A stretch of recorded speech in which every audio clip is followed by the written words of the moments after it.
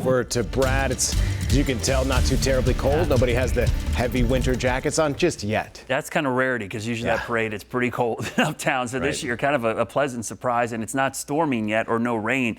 That arrives in the morning. So mild weather overnight. We're barely going to drop below 50. Very windy tomorrow. So even without the storms, if you don't see a drop of rain tomorrow, everybody will see the wind. So those two things are going to impact your morning. The system heading your way just beginning to take shape. What you don't see is the cold front draping off to the south. So your Thanksgiving Day planner, just a heads up, the first half of the day up until about lunchtime, we're going to have some showers around and likely some gusty winds. By the afternoon, those temperatures will be back into the mid, maybe even upper 60s before the colder air begins to rush in. By tomorrow night, we'll see those temperatures begin to cool down. I share this map every year, but this is always kind of a cool thing. These are the counties in our area, believe it or not, that have more turkeys than people.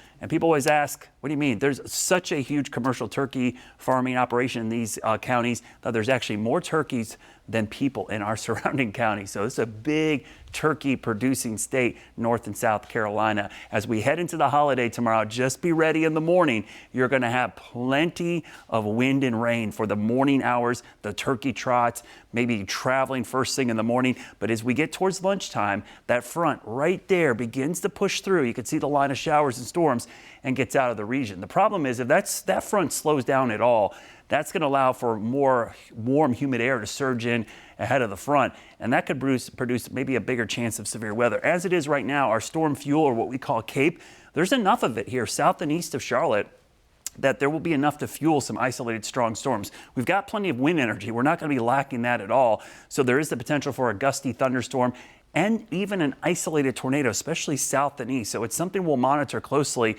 during the morning and first part of the day tomorrow. But once we get into the afternoon, that threat will shift to the eastern part of the state. So if you're traveling east, just a heads up, the rain chances will stay up into the afternoon hours as that front moves east as well. Locally, though, our time frame to stay weather aware, 4 a.m. to 11 a.m.